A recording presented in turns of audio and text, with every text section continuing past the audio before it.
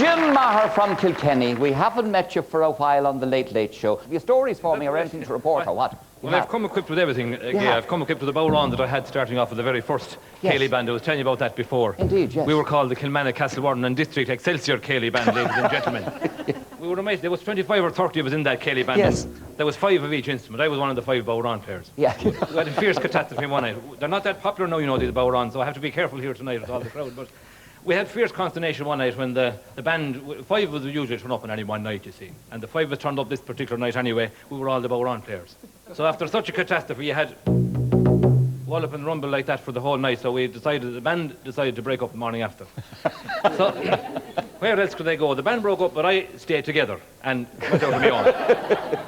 And I launched myself then solo, you know. So, I mean, it was great to be able to hang the instrument here and just bring this in my hand and take it handy. Coming near Christmas time, the season where I was thinking of this particular fella, he was in a consternation sort of a spot, helping out at home, cutting the goose. Down our country, they used to use a goose instead of the turkey for a long time. And he had the goose ready and he was there sawing away good. Oh, the goose is that bit rubbery, but he was cutting like hell. And the next thing, he had about 15 or 20 young lads. They all shouted, "Daddy, give me a leg. Daddy, no, I want a leg. Daddy." They were shouting from all over. In the name of God, says he, will ye stop? Sure, it's not a spider I have. Christmas ones, you know. But while we're on that theme, the other big thing was the parcels used to arrive from America down our country, and in all parts of Ireland they used to come from different parts of America.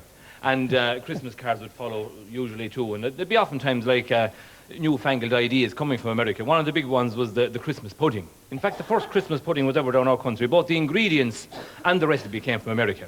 And this particular family, they were there and there was fierce confusion. They found a few coats and shirts and that in it as well for the older couple in the house.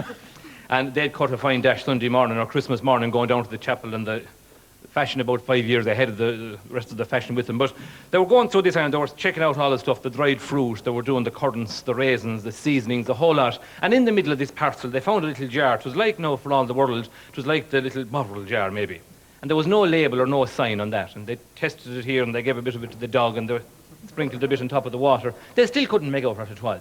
Now, a blaster to the father of the house, we'll bring in a couple of the neighbours. Maybe the man next door would put it in his pipe and see how it goes. He got no better of it anyway, got no good of it. So eventually they decided there must be another idea for the pudding. There would have to be so many additives to the pudding every year. They said, surely to God, we can't go too far wrong. Lander into the pudding, he said, mix away, Gerald, there. He said to the missus. And he said, surely it won't do any harm, and the fella if it doesn't do any good, like the winkers under the bed. No. They mixed the whole lot up, and everybody, when it came to Christmas Day, after the dinner, everybody agreed to the most fantastic pudding. Nobody had a complaint or a flaw to say about the pudding.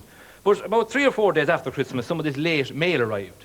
And in the midst of it was a lovely Christmas card from the cousin in Chicago, sending over the greetings for the season, like wishing them well for Christmas, hoping that the plum pudding would turn out okay, and a little PS note at the end of it, as the Americans can do, stating that it was the last wish of their Uncle Peter, who died that August, to have his remains cremated. And the ashes sent over and spread on the farm at home. Oh, where were they going? Uncle Peter's plum pudding. Uncle Peter's plum pudding. Give us another one. Give us another one. Are you all equipped and accoutred, like? Are you all electrified and plugged in and everything now? Full lot now. Very good.